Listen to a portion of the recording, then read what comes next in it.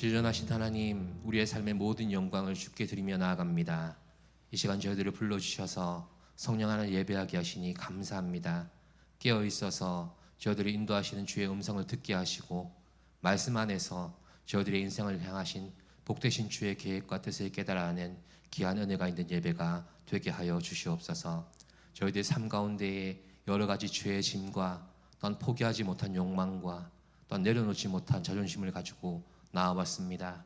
성령님, 저희들의 모든 허물을 용서하시고 성령의 불로 저희들의 심령을 태워주시고 새롭게 하여 주셔서 하나님과 동행하는 삶을 살아갈 수 있도록 인도하여 주시옵소서. 이 시간 예배 가운데 나오지 못한 이들을 위하여 기도합니다. 여러 가지 상황과 믿음의 연약함으로 인해서 또한 마음의 시험으로 인해서 육체의 질병으로 인해서 나오지 못한 이들을 기억하여 주옵시고 그들에게 믿음을 더하여 주셔서 산 소망이 되시며 우리의 모든 삶에 예배 받으실 하나님만을 기억하며 살아가는 저들이 되게 하여 주시옵소서. 그들의 중심에 늘 하나님을 바라보는 시선이 있게 하여 주시고 하나님께서 우리의 삶을 주관하고 계시다는 사실에 우리의 삶을 믿음으로 내어 맡길 수 있는 한 사람의 예배자로 살아가게 하여 주시옵소서. 이 시간 말씀 전하시는 목사님, 성령 하나님 붙잡아 주옵시고 지혜와 계시의 영으로 붙들어 주셔서 그 말씀 속에 우리를 인도하시는 주의 길을 모두가 알게 하시고 보게 하여 주시옵소서. 예배의 모든 순서와 시종을 주께 올려드리오니 거룩하신 예수님의 이름으로 기도드립니다. 아멘.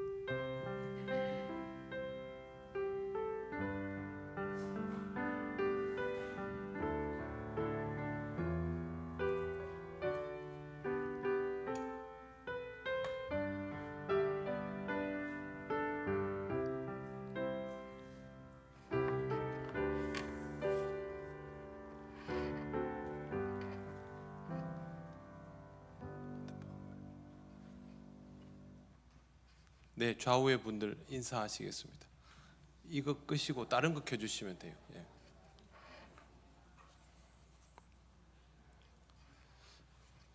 오늘 하나님 말씀은 신명기 12장 8절에서 12절입니다. 구약 성경 281쪽입니다. 신명기 12장 8절에서 12절입니다.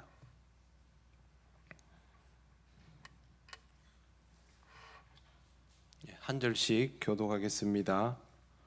우리가 오늘 여기에서 각기 소견대로 하였거니와 너희가 거기에서는 그렇게 하지 말지니라.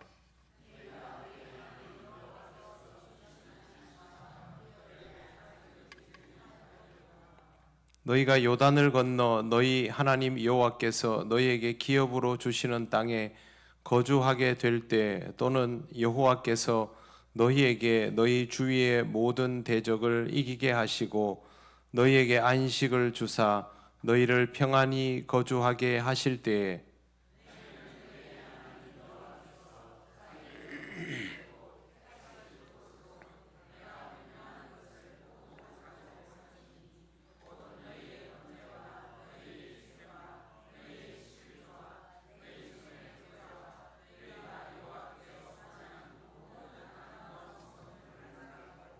같이 읽겠습니다.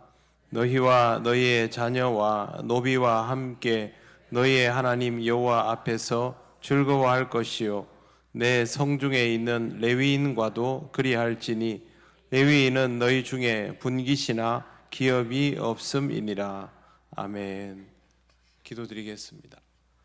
하나님 아버지 은혜를 감사드립니다. 오늘 이 시간을 통하여 주시는 신명기 말씀을 함께 나누며 말씀의 의미를 깨닫고 하나님 앞으로 나아가기 원합니다. 성령께서 우리를 인도하옵소서. 예수님 이름으로 기도드립니다. 아멘. 대부분의 국가에서 안전벨트 착용이 의무화되어 있습니다. 물론 그렇지 않은 나라들도 있습니다. 후진국은 안전벨트 규제가 좀 약하긴 한데 뜻밖에도 미국의 뉴햄프셔 지방에는 안전벨트 규정이 없습니다. 미성년자는 안전벨트를 해야 되는데 18세 이상이 되면 운전을 하더라도 벨트를 안 해도 됩니다. 그래서 이 지역의 성인들은 당연하다는 듯이 벨트를 하지 않고 다닙니다. 그런데 그렇게 다니다가 뉴햄프셔 지방을 벗어나면 어떻게 됩니까? 벨트를 해야 됩니다. 그때부터는 다른 주의 법이 적용되면서 안전벨트를 하지 않으면 걸리게 되는 것이죠. 거주 지역에 따라서 달라집니다. 예를 들면 일본하고 우리하고 흡연에 관계된 법령도 차이가 있습니다. 일본은 작은 규모의 가게에서는 담배를 피울 수 있습니다. 우리나라는 실내에서는 무조건 담배 못 피웁니다. 실외도 거의 못 피우도록 되어 있습니다. 지역에 따라서 조금씩 차이가 있는 것이죠. 오늘 우리가 읽은 성경 말씀 첫머리에 이렇게 되어 있습니다. 우리가 오늘 여기에서는 각각 소견대로 하였거니와 너희가 거기에서는 그렇게 하지 말지니라. 여기에서는 그리고 거기에서는 이렇게 두 개로 나뉘어져 있습니다. 여기는 가나안 땅으로 들어가기 전 광야를 뜻하는 것이고, 거기는 가나안 땅에 완전히 들어가고 나온 이후 그때를 말하는 것입니다. 가나안 땅에 들어가기 전인 여기에서는 각각 소견대로 행하여도 용납하셨다라는 것입니다. 마음대로 해도 좋다가 아니고요, 용납하셨다는 것입니다. 이스라엘은 우여곡절 끝에 이 지점에 도달해 있습니다. 그런데 우리가 잘 알고 있는 것처럼 잘해서 여기 도달한 것이 아니죠. 사고를 참 많이 쳤습니다. 그럼에도 불구하고 하나님은 다 죽어가는 사람을 심폐소생하듯이 그렇게 여기까지 이스라엘을 살려서 끌고 온 것입니다. 잘 못했고 멋대로 한 경우도 많았지만 하나님이 이번은 넘어가 주지, 이번은 넘어가 주지, 이번은 넘어가 주지, 그래도 한 번 더 봐주지, 이러면서 여기까지 온 것이죠. 하지만 여기까지입니다. 가나안에 들어가서는 그렇게 하면 안 된다라고 말합니다. 뉴햄프셔에서는 벨트 매지 않고 다녀도 되지만 그 땅을 벗어나는 순간부터 미국 전역은 다 안전벨트를 엄격하게 규제하기 때문에 지켜야 하는 것처럼 이제 이스라엘이 이 땅에 들어가면 거기에 맞추어서 행동해야 한다라는 뜻입니다. 9절 말씀 보십시오. 하나님의 용납하심은 그들이 아직 광야에 있어서라는 것을 알 수 있습니다. 너희가 너희 하나님 여호와께서 주시는 안식과 기업에 아직은 이르지 못하였거니와. 아직 도달하지 않았으니까 유예한다라는 뜻입니다. 요단강을 건너면 모든 상황이 달라지게 되고 하나님의 조건도 바뀌게 됩니다. 10절 말씀, 너희가 요단을 건너 너희 하나님 여호와께서 너희에게 너희 주위의 모든 대적을 이기게 하시고 너희에게 안식을 주사 너희를 평안히 거주하게 하실 때에 라고 되어 있습니다. 굉장히 구체적인 조건들이 포함되어 있습니다. 이 조건은 이스라엘이 직접 해결해서 만든 조건이 아니라 하나님께서 해결해 주시는 조건입니다. 너희 주위의 모든 대적을 이기게 하시고 너희에게 안식을 주사 너희를 평안히 거주하게 하실 때에, 이게 하나님이 만들어 주시는 조건입니다. 적들도 다 물리쳐 주시고 안식도 주고 편하게 해주고 문제가 될 만한 요소들을 전부 다 제거해 주신다는 것이죠. 그렇다면 하나님께서 문제가 될 만한 것들을 다 정리하고 나면 그때의 이스라엘은 문제거리를 잔뜩 안고 있는 광야의 이스라엘과는 달라야 한다라는 뜻입니다. 광야는 워낙 변수도 많고 안정화가 사실상 불가능하기 때문에 이스라엘의 부족함과 미숙함을 용납해 주셨지만 이런 변수와 불안 조건을 모두 제거해 놓은 정착지에 들어가서는 더 이상 그런 것을 용납하시지 않는다 하셨습니다. 우리는 이 조건을 굉장히 유념해서 볼 필요가 있습니다. 이게 하나님이 일하시는 방법이기 때문입니다. 신앙생활을 도저히 할 만한 조건이 갖추어지지 않은 상황에서 하나님께서 우리에게 요구하시는 것과 하나님께서 우리에게 필요한 것들을 맞추어 놓으신 상황에서 우리에게 요구하시는 것들은 다를 수 있다는 것이죠. 저는 군에 가서 처음으로 교회를 못 가본 적이 있습니다. 신병 입대를 하고 주일이 되었는데, 그러면 요즘은 그런 일이 없죠. 종교의 자유를 엄격히 잘 지키도록 해주니까. 근데 그때는 교회 가고 싶은 사람 손 이렇게 합니다. 그리고 이 정해진 인원수가 있습니다. 앞에서부터 이렇게 끊어 나가는 거예요. 저는 당연히 교회 갈 수 있을 줄 알았는데 못 간다는 거죠. 그래가지고 제가 한 주를 주일날 태어나서 처음으로 교회를 못 갔습니다. 평소에는 뭐 어릴 때야 오늘은 몸도 안 좋은데 교회 한번 안 가봤으면 그런 생각도 했습니다. 솔직히. 그리고 저는 나고 자라는 것이 교회당 옆에 사택이고 이랬기 때문에 교회가 그냥 집인 사람인데 막상 주일날 교회를 못 가니까 그게 왜 그렇게 우울하든지요. 그래서 앉아가지고 어쩔 수 없이 이 포켓 성경 가지고 있는 거 그걸로 하루 종일 그것만 계속 들여다보고 그러다가 뭐 기도하고 이러고 하루를 보냈던 적이 있습니다. 그런데 제가 그날 교회 못 간다고 해서 하나님 앞에서 굉장히 큰 잘못을 저질렀을까? 저는 그렇게는 생각하지 않습니다. 부득이하게 그런 상황이 되었을 때는 하나님께서 그때 맞도록 또 하나님이 저의 마음을 받아주실 것이기 때문입니다. 그런데 그런 아무런 제약이 없이 지금 우리들처럼 우리가 신앙적인 마음만 가지고 있으면 얼마든지 교회에 올 수 있는, 지금 여러분들은 그렇게 교회에 오셨지 않습니까? 그런 상황일 때 예배를 드려야 하는데 예배를 드리지 않으면 그거는 그럴 만한 조건이 도저히 안 돼서 예배를 드리지 못하는 것과는 완전히 달라진다는 것이죠. 하나님이 내 삶의 문제들로 인하여 내가 도저히 하나님 앞에서 아무것도 할 수 없는 상황이 되었을 때는 그게 뭐 지금은 상황이 그러니 라고 해 주실 수도 있겠지만 하나님이 내 삶의 문제들을 하나 둘 해결해 놓으신 상황에서도 여전히 그와 같다면 그건 안 될 일이다 라고 하신다는 것이죠. 지금 오늘 성경 말씀이 딱 그런 내용입니다. 하나님은 우리에게도 이스라엘과 같은 가이드라인을 제시하고 있습니다. 이렇게 하면 신앙적이고 저렇게 하면 신앙적이지 못하다라고 마치 구별을 지어 놓은 듯 합니다. 왜 이 구별이 분명한가 하면 우리가 조금만 신앙생활을 해보면 무엇이 신앙적인지 무엇이 신앙적이지 않은지 구별을 할 수 있기 때문입니다. 여러분 본인이 신앙적인지 아닌지를 압니까 모릅니까? 잘 모르겠습니까? 보통은요 본인이 신앙적이지 아닌지를 상당히 잘 압니다. 물론 모르는 경우들도 있습니다. 그런데 신앙적인 사람은요 어떻게든 더 신앙적이려고 하고 신앙적이지 못한 사람은 신앙생활에 관한 것들을 소모적이라고 생각합니다. 사람이 나뉘는 게 아닙니다. 신앙적이던 사람이 신앙적이지 못할 때도 있습니다. 신앙적이지 못하던 사람이 신앙적이게 될 때도 있습니다. 그런데 그걸 다 들여다보면 신앙적인 사람은 어떻게든 더 신앙적이려고 합니다.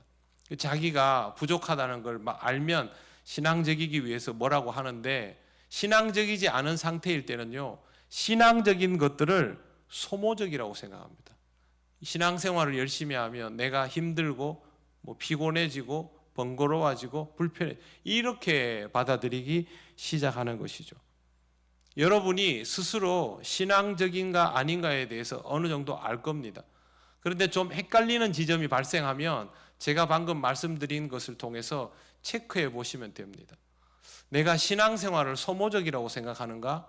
신앙생활을 생산적이라고 생각하는가? 그걸로 구별해 보시면 생각보다 쉽게 체크할 수 있고 만약 신앙적인 것을 소모적으로 생각하고 있다면 그건 하나님께서 내 삶의 조건들을 정리해 주고 있는데도 불구하고 하나님 앞에서 내 태도가 신앙적으로 나아지지 않고 있다는 뜻입니다. 그래서 이 부분을 반드시 점검을 해 보실 필요가 있습니다. 뭘로 점검을 할까요? 우리에게 있어서 가장 기본기는 말씀과 기도입니다. 말씀과 기도가 전부가 아닙니다. 말씀과 기도에서부터 시작하는데 우리가 이것도 안 되니까 말씀과 기도만 자꾸 얘기를 하게 되는 것이죠. 말씀과 기도가 기본기라고 생각을 하시면 됩니다. 이제 11절 말씀을 한번 보십시오. 너희는 너희의 하나님 여호와께서 자기 이름을 두시려고 택하실 그곳으로 내가 명령하는 것을 모두 가지고 갈지니 줄을 그으셔도 좋겠습니다. 그 다음에 곧 너희의 번제와 너희의 희생과 너희의 11조와 너희 손의 거제와 너희가 여호와께 서원하는 모든 아름다운 서원물을 가져가고 라고 되어 있습니다. 사실상 제사의 모든 항목들이 여기 다 들어가 있습니다. 모세가 영도하던 시절에는 영지가 계속 바뀌었기 때문에 성소의 위치도 자동으로 계속 바뀌게 됩니다. 그러면 어느 지점이 될 수가 없지요. 그러나 가나안 땅에 들어가기 시작하면서부터 이동하지 않게 됩니다. 그리고 각 지파들은 전국에 흩어지게 되지요. 이렇게 흩어지게 되면 구심점이 있던, 이동하고 있지만 구심력이 있던 이스라엘 12지파와는 다른 형태가 됩니다. 그동안은 이렇게 항상 같이 있었죠.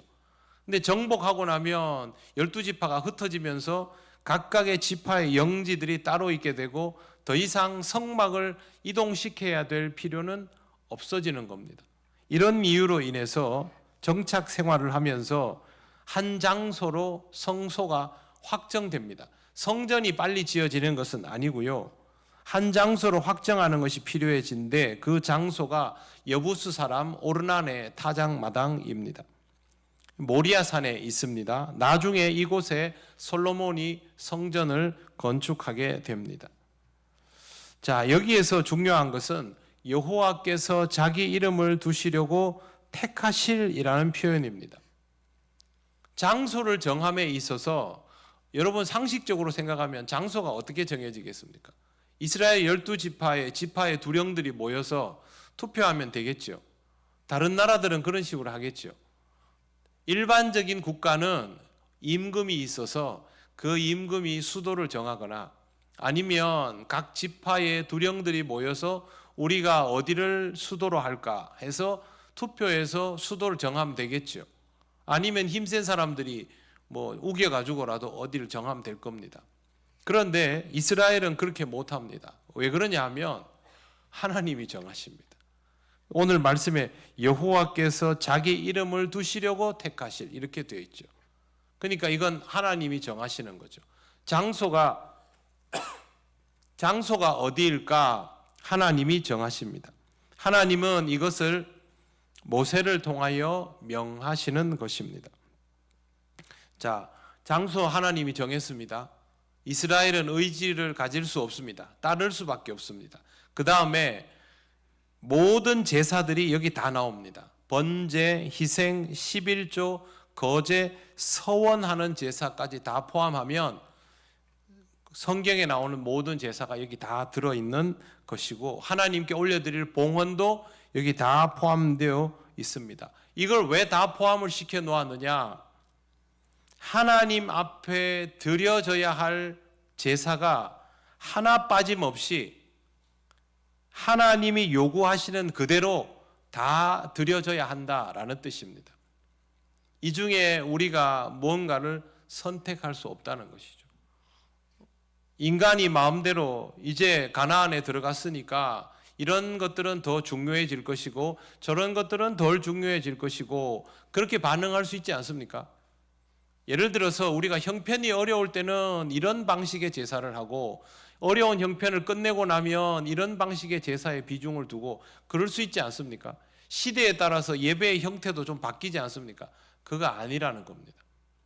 하나님이 요구하신 그대로 다 그대로 하라는 것이죠. 형식을 다 그대로 하라는 것이 아닙니다. 제사는 곧 하나님 앞에 드려지는 예배를 의미하지요. 그러면 우리에게 적용을 하면 하나님 앞에 드릴 예배를 하나님께 합당하게 의미 있게 드려라 하는 뜻입니다. 형식이 중요한 것이 아니라 이 형식을 통하여 하나님을 만나야 함을 확실하게 알려주신 것이죠. 이렇게 되는 겁니다. 나한테 올 때는 이리로 와라. 저쪽 길이 더 빠른 것 같은데 아니다. 아침에 나한테 올 때는 이리로 오고 저녁에 나한테 올 때는 이리로 오고 그런 식입니다. 제사는 그런 것이죠. 하나님이 우리에게 방법을 알려주시고 요구하시는 것이죠. 예배는 이것과 같을까요? 다를까요? 같습니다. 예배는 하나님이 우리에게 방법을 알려주시고 요구하시는 것입니다. 우리가 하고 싶은 방식대로 할 수 있는 것이 아니죠. 그래서 예배는 하나님이 원하시는 대로 드리는 예배입니다. 제가 주일이 되면 군대 가 있는 아들이랑 이제 카톡을 한 번씩 합니다. 예배를 자기들 그 예배 드리는 풍경을 얘기하는데 이번 주에 아들이 화가 머리 끝까지 나가지고 카톡을 했습니다. 위문 예배라고 이 무슨 찬양팀하고 뭐 가수인가 왔는데 예배 중에 그 트로트 가수가 앞에서 노래를 불렀는데 막걸리라는 노래를 막 부른다는 거예요. 그러면서 이게 이래도 되나 그러면서 막 그렇게 저는 막걸리라는 노래가 있다는 걸 그날 처음 알았습니다. 그 무슨 노래인지는 잘 모르겠는데 그러니까 왜 그랬는지는 알겠습니다. 군인들을 위문하러 와서 같이 예배도 드리고 위문도 하고 그걸 한꺼번에 하다 보니 순서 안에 그게 들어가 있었던 것이죠. 여러분 어떻게 생각하십니까? 예배는 그렇게 하면 안 되는 겁니다. 군인을 향해서 위로를 하고 위문을 하고 노래 불러줄 수 있습니다. 교회당 아니라도 그렇게 할 수 있다고 저는 생각합니다. 그러나 예배는 그렇게 하는 게 아닙니다. 왜 그러냐 하면 예배는 하나님께 드리는 것이죠.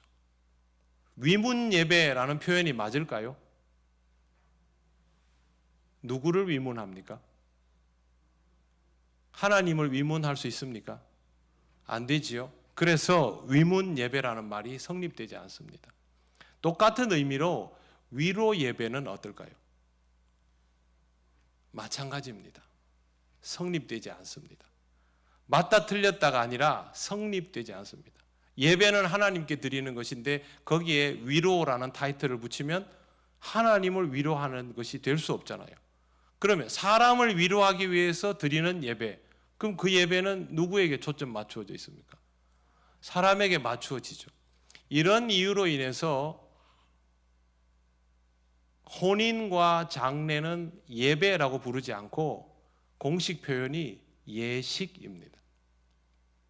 혼인과 장례는 사람을 위하여 그 식을 거행하기 때문이죠.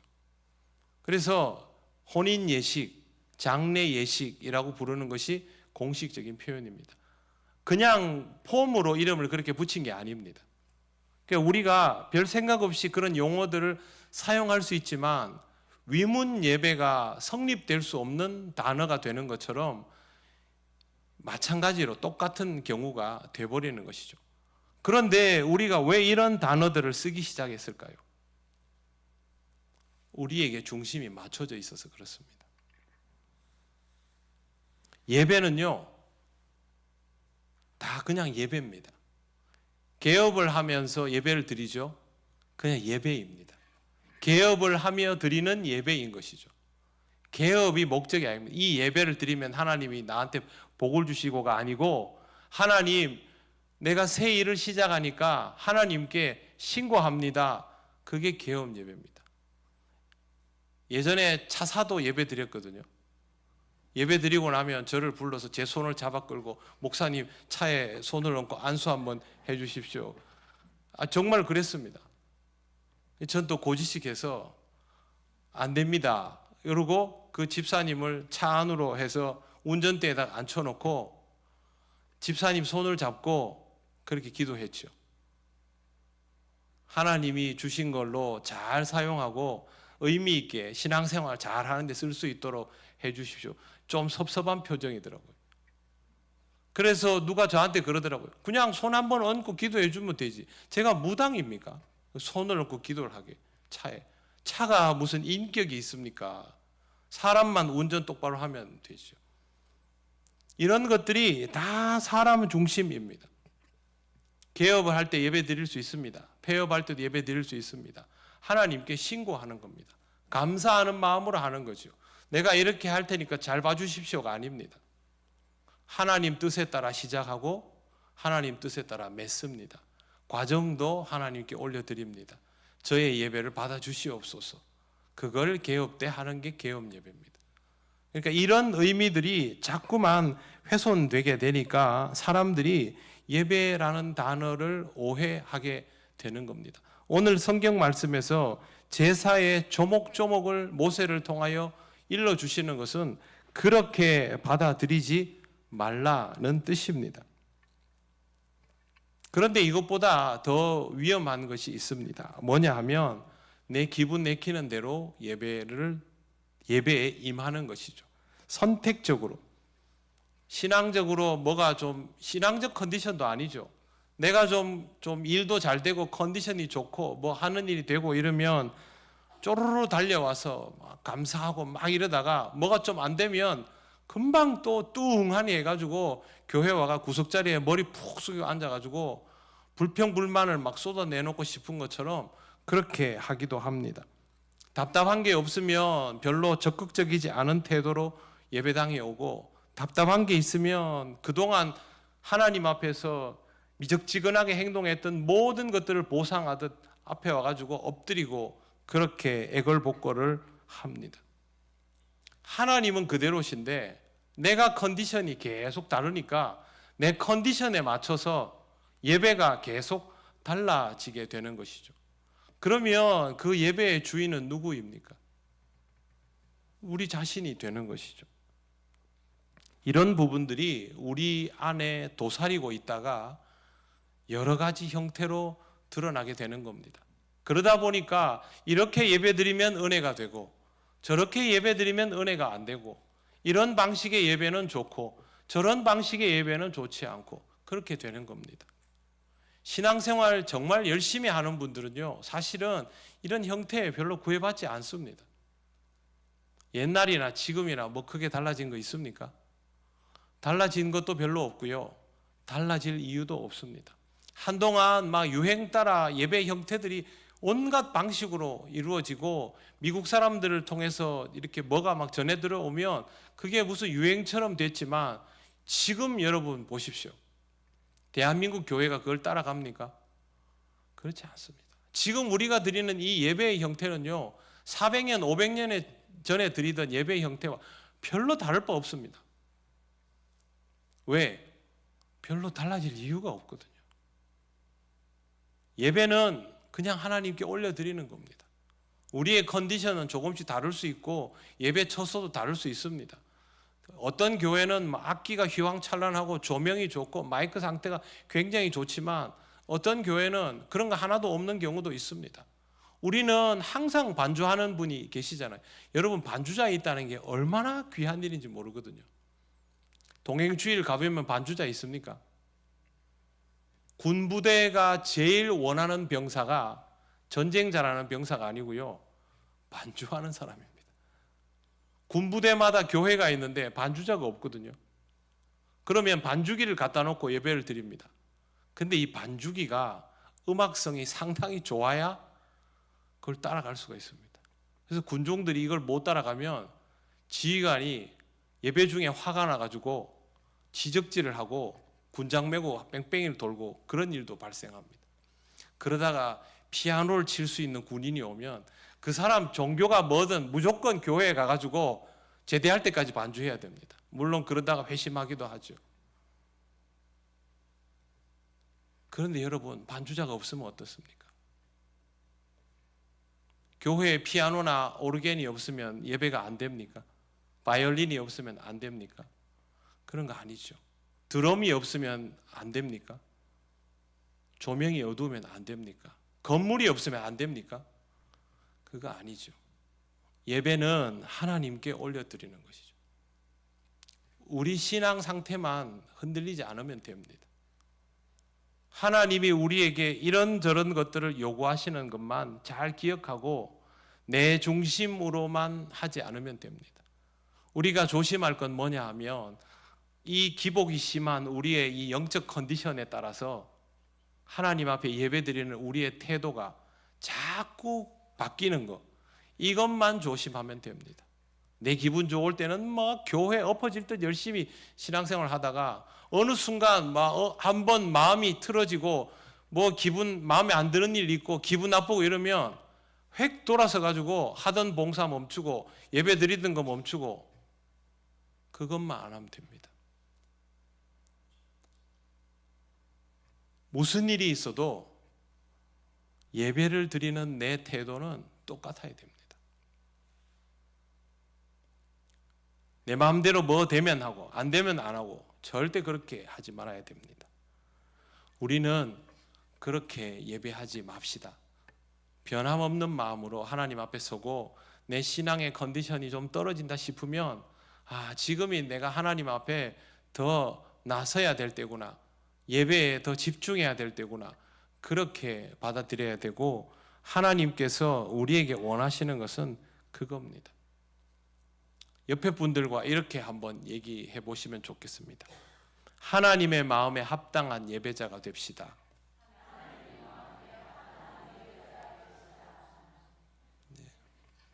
이것만 잘 기억하시길 바랍니다.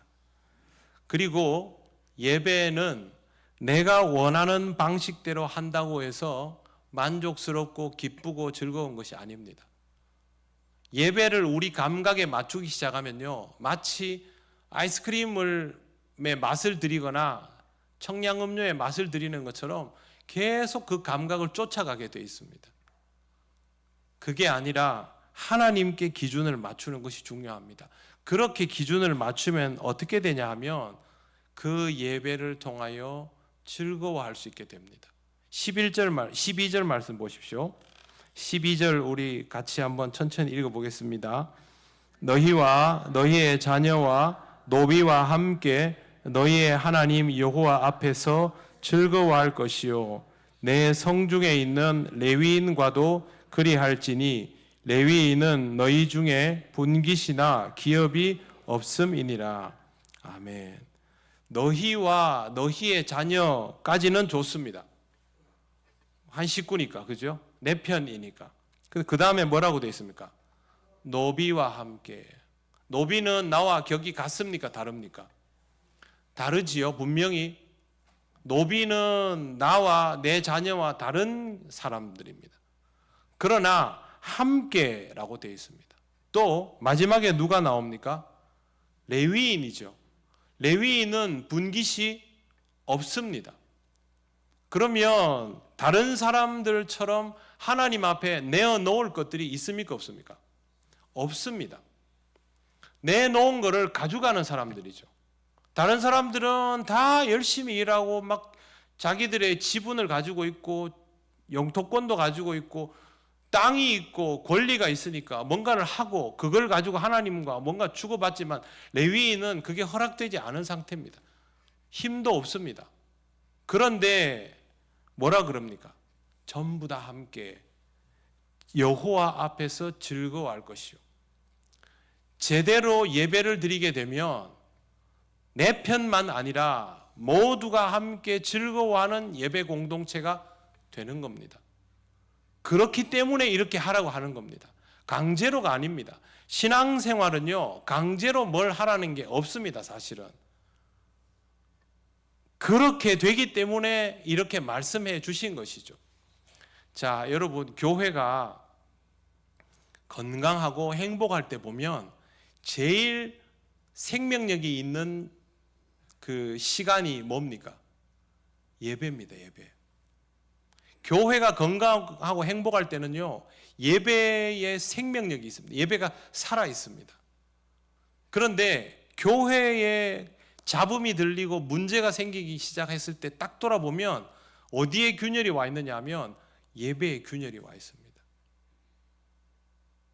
영과 진리로 드리는 예배가 아니라 규례에 따라 드리는 예배가 있는 거죠. 예배를 드려야 한다는 것은 알지만 그 예배를 드리는 데 있어서 영적 자발성과 예배를 통하여 누리는 혜택에 대한 기쁨과 감사 같은 것들이 잘 없는 거예요. 우리가 충전을 계속 받아보세요. 여러분, 뭔가 좋은 것들이 나한테 계속 오면 제 상태가 어떻습니까? 기분 좋지요. 컨디션 좋지요. 그러면 무슨 일이 좀 생겨도요, 그거 별로 문제 삼지 않습니다. 대신에 충전이 안 되고 계속 빠져나가기만 하는 상태면 어떻게 됩니까? 누구 하나 걸려봐라 이렇게 되는 거죠. 별것 아닌 일도 예민하게 반응하고 그렇게 되죠.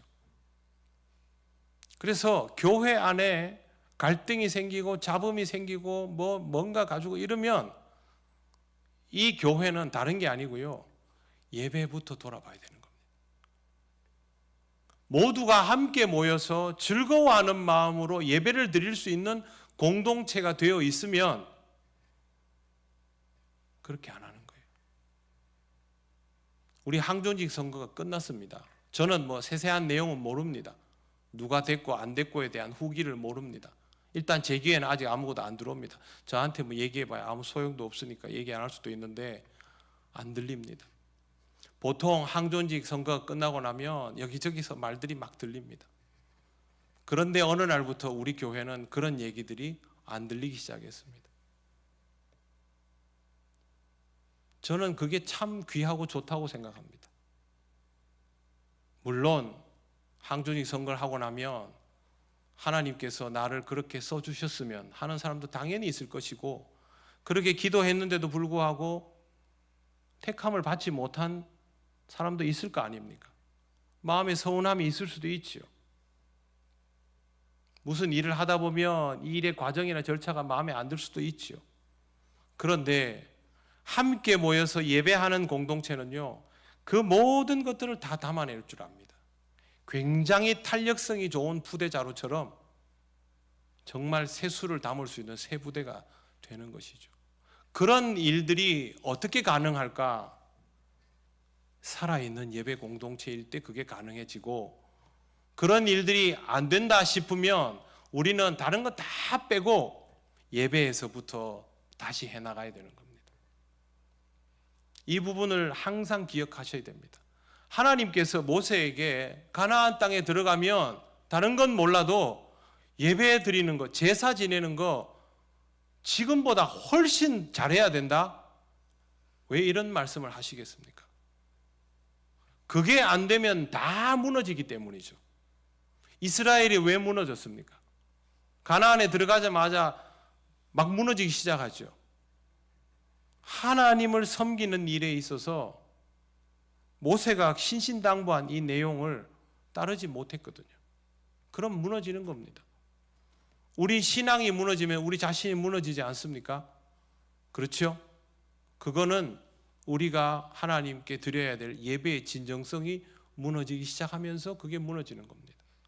그래도 배운 건 있어서 어떻게든 예배를 드려야 된다고 생각은 하는데, 그 예배를 드리고자 하는 순전한 기쁨이 나한테 없어지는 걸 모르고 예배를 드려야 된다는 생각만 가지고 있으니까 힘들게 예배를 드리게 되는 거죠. 그때 우리 자신을 한 번 더 돌아봐야 됩니다. 내가 하나님을 만나는 것을 정말 기뻐하는가? 정말 원하는가? 하나님 앞에 나서고 싶은가? 하나님 앞에 한마디라도 더 해보고 싶은가? 하나님이 내게 뭘 말씀하실까 기대하고 있는가? 말씀을 들을 때 말씀이 내 귀에 들어오는가? 앉기만 앉으면 온갖 잡생각이 다 떠오르고, 설교를 들으면 뭔가 막 부정적인 생각들이 막 반대급부가 솟아오르고 그러지는 않는가? 우리 자신을 돌아봐야 되는 것이죠. 그래야 우리가 성경에 나오는 번제, 소제, 화목제, 속죄제, 속건제 같은 이런 우리에게 예배이죠. 이걸 하나님 앞에 그렇게 준비된 모습으로 드릴 수 있는 자인가? 기쁘게 할 수 있는가? 그거를 체크해 나갈 수 있는 것입니다. 우리의 예배가 살아 있어야 합니다. 지금 우리가 하나님 앞에, 만약 예를 들어서 우리가 우리 스스로를 평가하기 그렇지만, 지금 우리가 하나님 앞에 이 정도의 신앙으로 살아가고 있다면 지금 우리는 이 정도의 예배를 드리고 있는 겁니다. 이 정도의 신앙으로 살아가고 있다면 우리는 이 정도의 예배를 드리고 있는 겁니다. 아마 이 정도의 신앙으로 살아가고 있으면 이런 예배를 드리겠지요. 여러분, 우리 교회가 어떤 공동체이기를 원하십니까? 아름드리 나무 같은 공동체이길 원하시죠. 그러면 우리는 우리에게 허락된 예배를 지켜야 됩니다. 기쁜 마음으로 하나님 앞에 나설 수 있는 우리가 되어야 합니다. 의무로 강제로 그가 아닙니다.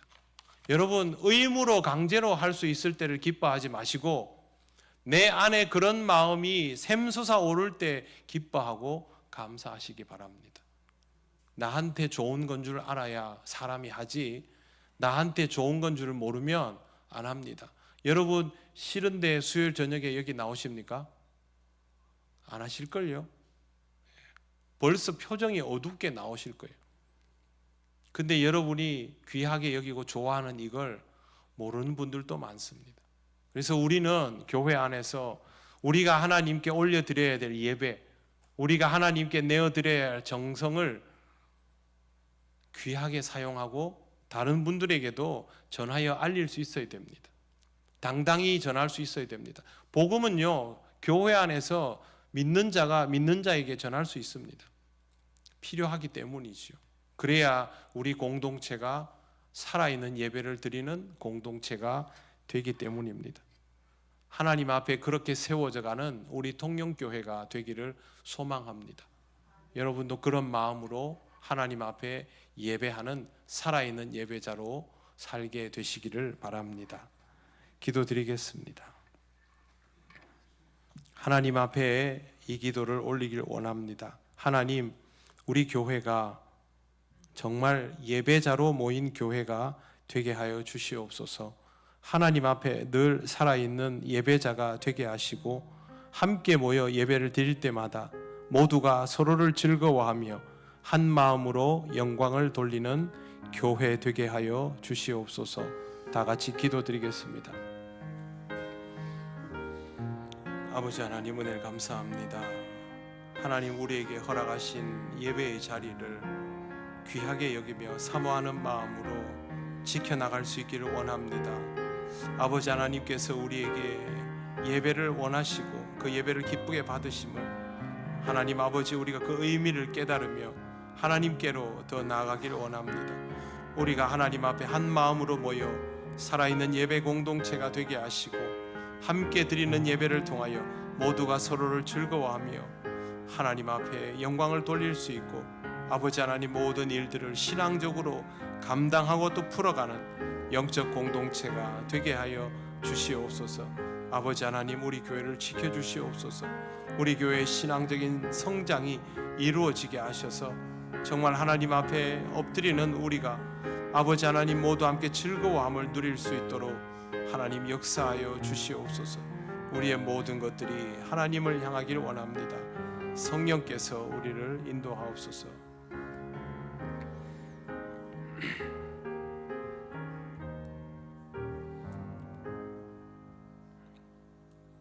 하나님 아버지, 우리가 하나님 앞에 더 나은 예배자로 성장하기를 원합니다. 예배의 의미를 더욱 깊이 깨닫게 하시고 정말 하나님 앞에 기쁨으로 나서게 하시옵소서.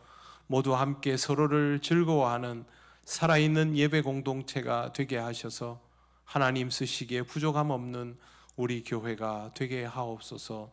예수님 이름으로 기도드립니다. 아멘.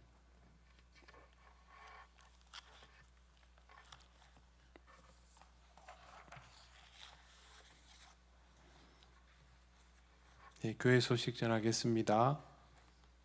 내일 모레입니다. 이번 주 금요일은 연합구역 예배로 모입니다. 시간은 저녁 7시 30분이고 바울 그리스도의 사도라는 제목의 영화가 상영됩니다.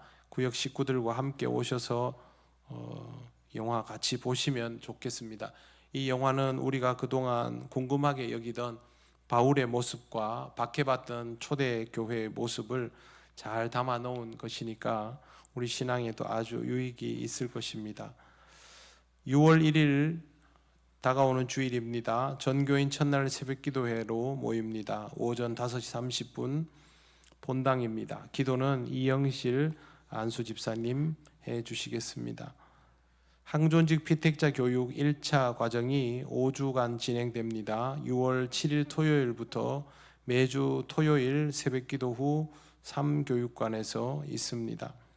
월요일에 효도 관광은 하나님 은혜 가운데 잘 다녀왔습니다. 기도해 주시고 협찬해 주신 모든 분들께 감사드립니다. 네, 다른 광고는 주보 참조하시면 되겠습니다. 이제 우리 다 같이 주님께서 가르치신 기도를 올려드립니다. 하늘에 계신 우리 아버지, 아버지의 이름을 거룩하게 하시며 아버지의 나라가 오게 하시며 아버지의 뜻이 하늘에서와 같이 땅에서도 이루어지게 하소서. 오늘 우리에게 일용할 양식을 주시고 우리가 우리에게 잘못한 사람을 용서하여 준 것 같이 우리 죄를 용서하여 주시고 우리를 시험에 빠지지 않게 하시고 악에서 구하소서. 나라와 권능과 영광이 영원히 아버지의 것입니다. 아멘. 감사합니다.